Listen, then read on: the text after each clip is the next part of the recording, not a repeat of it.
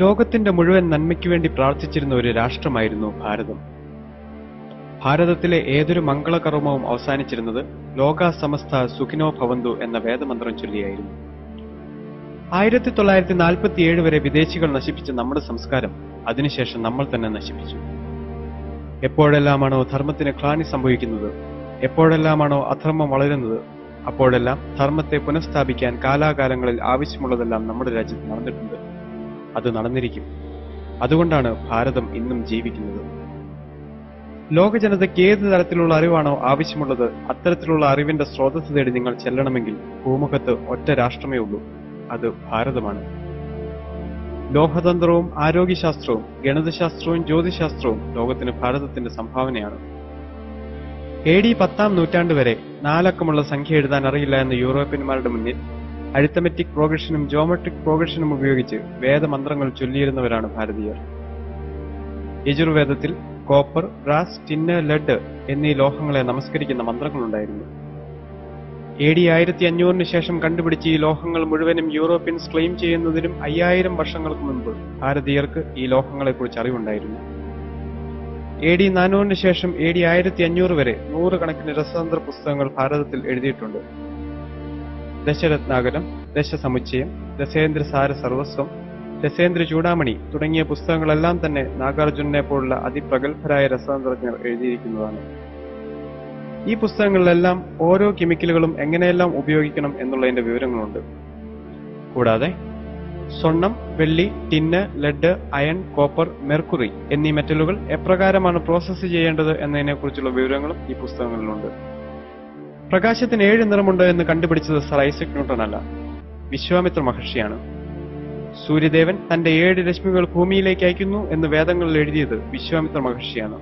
പ്രകാശം സഞ്ചരിക്കുന്നു എന്ന് കണ്ടുപിടിച്ചതും സർ ഐസക് ന്യൂട്ടൺ അല്ല. ഒരു നിമിഷത്തിന്റെ പകുതി സമയം കൊണ്ട് 2022 യോജന വേഗത്തിൽ പ്രകാശത്തെ ഇങ്ങോട്ടയക്കുന്ന സൂര്യദേവ അങ്ങേക്ക് നമസ്കാരം എന്ന് പറഞ്ഞത് വിജയനഗര സാമ്രാജ്യാധിപതികളായ ഹരിഹരന്റെയും ഗുപ്തന്റെയും ആസ്ഥാന പുരോഹിതനായ സായണാചാര്യനാണ്. ന്യൂട്ടൺ ഗ്രാവിറ്റി കണ്ടുപിടിക്കുന്നതിന് മുൻപ് ഭാരതീയ ജ്യോതിശാസ്ത്രത്തിൽ ഗ്രാവിറ്റിക്ക് ഡെഫിനിഷൻ ഉണ്ടായിരുന്നു. ആകാശത്തിലുള്ള സോളിഡ് മെറ്റീരിയൽസിനെ ഭൂമി അതിന്റെ ശക്തി കൊണ്ട് അതിലേക്ക് ആകർഷിക്കുന്നു. ഏതൊന്നിനെയാണോ ആകർഷിക്കുന്നത് അത് താഴെ വീഴുക തന്നെ ചെയ്യുന്നു. തുല്യശക്തി കൊണ്ട് പരസ്പരം ആകർഷിക്കുന്ന ജ്യോതിർഗോളങ്ങൾ എവിടെ ചെന്ന് പതിക്കാനാണ്? 1148 ഭാസ്കരാചാര്യൻ എഴുതിയ ഈ വരികൾ സിദ്ധാന്ത ശിരോമണി എന്ന പുസ്തകത്തിന്റെ ഭുവനകോശം എന്ന ഭാഗത്തിലെ 6-ാം അധ്യായത്തിൽ നിങ്ങൾക്ക് കാണാൻ സാധിക്കും. ഭൂമി ഉരുണ്ടതാണെന്നും ഭൂമി കറങ്ങുന്നുവെന്നും സൂര്യനു ചുറ്റും പ്രദക്ഷിണം വയ്ക്കുന്നുവെന്നും കണ്ടുപിടിച്ചത് ആര്യഭടനാണ്. ഇന്ന് ഇതിനെല്ലാം നാം പേര് വിളിക്കുന്നത് ഗലീലിയോയെയും കോപ്പർനിക്കസിനെയും ടൈക്കോ ബ്രാഹിയെയുമാണ്. AD 449 ആര്യഭടാചാര്യൻ ഒന്നാമൻ അദ്ദേഹത്തിന്റെ 23-ാം വയസ്സിൽ എഴുതിയ ആര്യഭടീയം എന്ന ഗ്രന്ഥം ഭാരതത്തിലെ ജ്യോതിർഗണിതശാസ്ത്ര ഗ്രന്ഥങ്ങളുടെ പട്ടികയിൽ ഏറ്റവും ഉന്നത സ്ഥാനത്ത് നിൽക്കുന്നു. ഭൂമിയുടെ ഗോളാകൃതിയെക്കുറിച്ചും ഭൂമി സൂര്യനു ചുറ്റും പ്രദക്ഷിണം വയ്ക്കുന്നതിനെക്കുറിച്ചും ഭൂമിയുടെ റൊട്ടേഷനെക്കുറിച്ചും റെവല്യൂഷനെക്കുറിച്ചും അതിന്റെ സ്പീഡിനെക്കുറിച്ചും വ്യക്തമായി എഴുതിയിരിക്കുന്ന ആര്യഭടീയം അത്യുജ്വലമാണ് എന്ന ഒറ്റ കാരണം കൊണ്ട് തന്നെയാണ് ഭാരതത്തിലെ ആദ്യ സാറ്റലൈറ്റിന് ആര്യഭട്ട എന്ന പേര് നൽകിയത്. ആര്യഭടാചാര്യനും ഭാസ്കരാചാര്യനും വിവരിച്ചിരിക്കുന്ന എല്ലാ കാര്യങ്ങളും അതിന്റെ 10 ഇരട്ടി എക്സ്പ്ലനേഷനോടുകൂടി ബ്രഹ്മഗുപ്തൻ ബ്രഹ്മസ്ഫുട സിദ്ധാന്തത്തിൽ എഴുതിയിട്ടുണ്ട്. വൃത്തത്തിന്റെ വിസ്തീർണം, വൃത്തത്തിന്റെ ചുറ്റളവ്, സിലിണ്ടറിന്റെ വ്യാപ്തം തുടങ്ങിയ എല്ലാ കാര്യങ്ങളും ബ്രഹ്മഗുപ്തൻ വളരെ വ്യക്തമായി ഇക്വേഷനോടുകൂടി നൽകിയിരിക്കുന്നു. ഗ്രീൻവിച്ച് രേഖ പണ്ട് ഭാരതത്തിലായിരുന്നു. അപ്പുറത്തും ഇപ്പുറത്തും ലോഞ്ചിറ്റ്യൂഡും ലാറ്റിറ്റ്യൂഡും കാൽക്കുലേറ്റ് ചെയ്തിരുന്നു. വരാഹവീരൻ AD 553 അലക്സാണ്ട്രിയയുടെ ലോഞ്ചിറ്റ്യൂഡ് കാൽക്കുലേറ്റ് ചെയ്തിട്ടുണ്ട്. 23.07 ഡിഗ്രി ആയിരുന്നു ഉജ്ജയിനിൽ നിന്ന് അലക്സാണ്ട്രിയയുടെ ലോഞ്ചിറ്റ്യൂഡ്. മോഡേൺ സയൻസ് പ്രകാരം 23.03 ഡിഗ്രി. ജർമ്മനിയിലെ സെന്റ് ജോർജ് യൂണിവേഴ്സിറ്റിയിലെ സാൻസ്ക്രിറ്റ് ഡിപ്പാർട്ട്മെന്റിന്റെ കവാടത്തിൽ പാണിനിയുടെ ഒരു വലിയ ചിത്രം കൊത്തിവെച്ചിട്ടുണ്ട്. ജർമ്മൻ ഭാഷയുടെ അടിസ്ഥാനം പാണിനി എഴുതിയ അഷ്ടാധ്യായി എന്ന വ്യാകരണ ഗ്രന്ഥമാണ്. മനുഷ്യനുണ്ടാകാൻ സാധ്യതയുള്ള ഓരോ രോഗങ്ങളുടെയും അവയുടെ ചികിത്സാ സമ്പ്രദായങ്ങളുടെയും ഔഷധങ്ങളുടെയും ഔഷധങ്ങൾ കൊടുക്കാൻ ഉപയോഗിക്കേണ്ട മന്ത്രങ്ങളുടെയും ഒക്കെ വരികൾ ചേർത്ത് 51 ശാഖകളുള്ള അഥർവ വേദം ഈ നാട്ടിലുണ്ടായിരുന്നു. World health organization universal medicine status കൊടുത്തിരിക്കുന്ന ഭൂമിയിലെ ഒരേ ഒരു കോമ്പൗണ്ട് ജലമാണ്. ഏതൊരു അസുഖത്തിനും ജലമല്ലാതെ മറ്റൊരു മരുന്ന് നൽകരുത് എന്ന് യജുർവേദത്തിൽ വ്യക്തമായി പറഞ്ഞിട്ടുണ്ട്. ആധുനിക വൈദ്യശാസ്ത്രത്തിന്റെ പിതാവായി എന്നറിയപ്പെടുന്നത് ഹിപ്പോക്രാറ്റിസ് ആണ്. ചരകന്റെയും സുശ്രുതന്റെയും പുസ്തകങ്ങളിൽ നിന്നാണ് താൻ ഔഷധശാസ്ത്രം പഠിച്ചതെന്ന് ഹിപ്പോക്രാറ്റിസ് എഴുതിയ പുസ്തകത്തിൽ തന്നെ 117 പ്രാവശ്യം പറയുന്നു. ചികിത്സയ്ക്കായി ശരീരവും മനസ്സും ഒരുമിച്ച് ചേർക്കണം എന്നാദ്യമായി പറഞ്ഞത് സുശ്രുതനാണ്. ശരീരത്തിനേൽക്കുന്ന ഏതൊരാഘാതവും മനസ്സിനെയും, മനസ്സിനേൽക്കുന്ന ഏതൊരാഘാതവും ശരീരത്തെയും ബാധിക്കുമെന്ന് സുശ്രുത സംഹിതയിൽ പറയുന്നു. BC 700 എഴുതിയ ഈ സിദ്ധാന്തം 1993 വാഷിംഗ്ടൺ ഹെൽത്ത് ഇൻസ്റ്റിറ്റ്യൂട്ടിലെ ഡോക്ടർ ദീപക് ചോപ്ര പരീക്ഷണ വിധേയമാക്കി. ശരീരവും മനസ്സും പരസ്പരം യോജിച്ചാണ് ഇരിക്കുന്നതെങ്കിൽ മനസ്സിനെ ചികിത്സിച്ചാൽ ശരീരം ഭേദമാകുമോ എന്നായിരുന്നു ദീപക് ചോപ്രയുടെ പരീക്ഷണം. ആ പരീക്ഷണം മുഴുവൻ നടത്തിയത് ആധുനിക വൈദ്യശാസ്ത്രം വളരെ കുറച്ചുനാൾ മാത്രം ആയുസ് പറഞ്ഞിരുന്ന എയ്ഡ്സ് രോഗികളിലും ക്യാൻസർ രോഗികളിലുമായിരുന്നു. ഇന്ത്യൻ നോളജിനെ അടിസ്ഥാനമാക്കി ഡോക്ടർ ദീപക് ചോപ്ര രൂപം കൊടുത്ത ക്വാണ്ടം ഹീലിംഗ് എന്ന ചികിത്സാ സമ്പ്രദായം ഫലം കണ്ടു.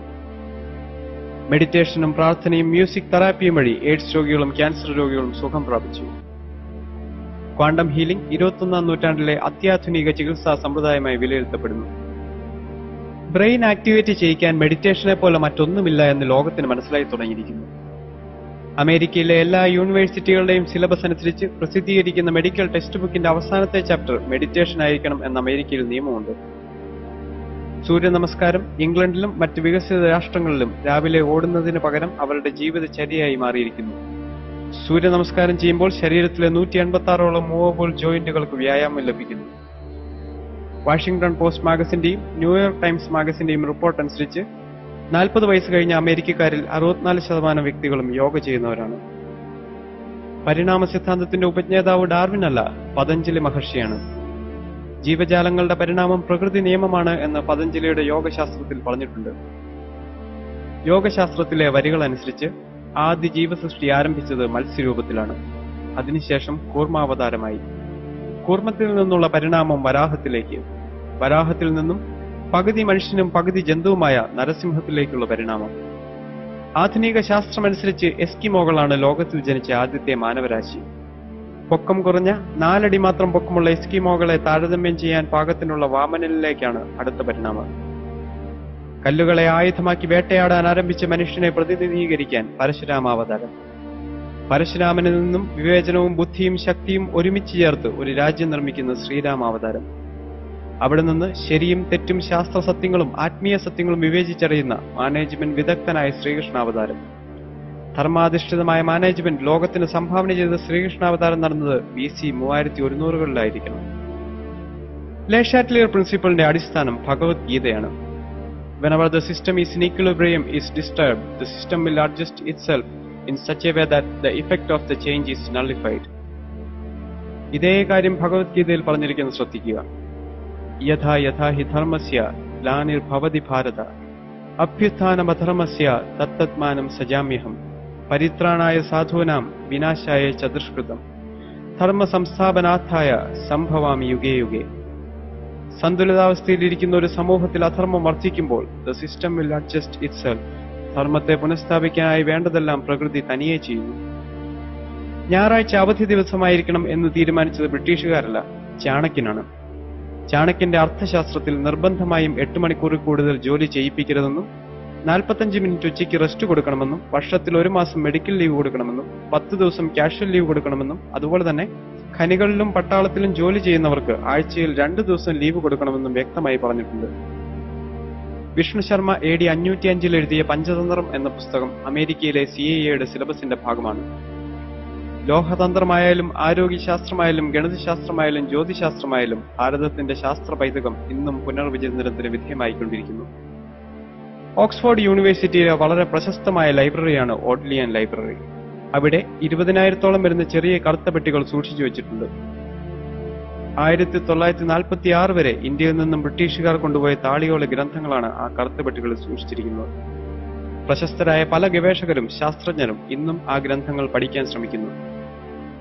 ഹാർവാർഡ് യൂണിവേഴ്സിറ്റിയിൽ 442 ഋഗ്വേദ ഗ്രന്ഥങ്ങൾ സൂക്ഷിച്ചിട്ടുണ്ട്. ലോകം ഭാരതത്തിന്റെ മുന്നിൽ 2 കൈയും നീട്ടി അറിവുകൾക്ക് വേണ്ടി യാചിക്കുന്ന ഒരു ദിവസമുണ്ടാകുമെന്ന് അർത്ഥശങ്കയ്ക്കിടയില്ലാത്ത വിധം പറഞ്ഞവരിൽ ഒരാള് മാക്സ് മുള്ളറായിരുന്നു. 11 വർഷം സംസ്കൃതം പഠിച്ച് വേദങ്ങളെ ട്രാൻസ്ലേറ്റ് ചെയ്ത് 47 പുസ്തകങ്ങൾ അടങ്ങിയ ദ ബുക്സ് ഓഫ് ഓറിയന്റൽസ് എഴുതിയ മഹാപണ്ഡിതനായിരുന്നു മാക്സ് മുള്ളർ. നമ്മൾ യൂറോപ്യന്മാർ അന്ധകാരത്തിൽ ജീവിച്ചിരുന്ന കാലത്ത് ഒരു സമൂഹം പ്രകാശത്തിൽ ജീവിച്ചിരുന്നു.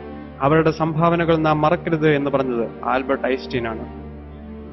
ഭഗവത്ഗീത ഇല്ലായിരുന്നെങ്കിൽ E=mc² എന്ന ഇക്വേഷൻ തനിക്ക് കണ്ടുപിടിക്കാൻ സാധിക്കില്ലായിരുന്നു എന്നും ഐൻസ്റ്റൈൻ പറഞ്ഞിട്ടുണ്ട്. മരിക്കുന്നതുവരെ അദ്ദേഹം ഭഗവത്ഗീത തന്റെ കയ്യിൽ സൂക്ഷിച്ചിരുന്നു. വേദം പഠിക്കാൻ എല്ലാവർക്കും അവകാശമുണ്ട്. കാരണം വേദം എഴുതിയ വേദവ്യാസൻ മുക്കുവനാണ്. ശ്രീകൃഷ്ണനും ശ്രീരാമനും ബ്രാഹ്മണനായിരുന്നില്ല. വൈതരയൻ ചണ്ടാളനായിരുന്നു. വാൽമീകി കാട്ടാളനായിരുന്നു. ഇവർക്കെല്ലാം വേദം പഠിക്കാമെങ്കിൽ, ഇവർക്കെല്ലാം വേദരചന നടത്താമെങ്കിൽ ബ്രാഹ്മണർ മാത്രമേ വേദം പഠിക്കാവൂ എന്ന നിലപാടിൽ അർത്ഥമില്ല. ജനിക്കുമ്പോൾ എല്ലാവരും ശൂദ്രന്മാരാണെന്നും കർമ്മം കൊണ്ടാണ് ഒരാൾ ബ്രാഹ്മണനായി തീരുന്നതെന്നും ഭഗവത്ഗീത പറയുന്നു.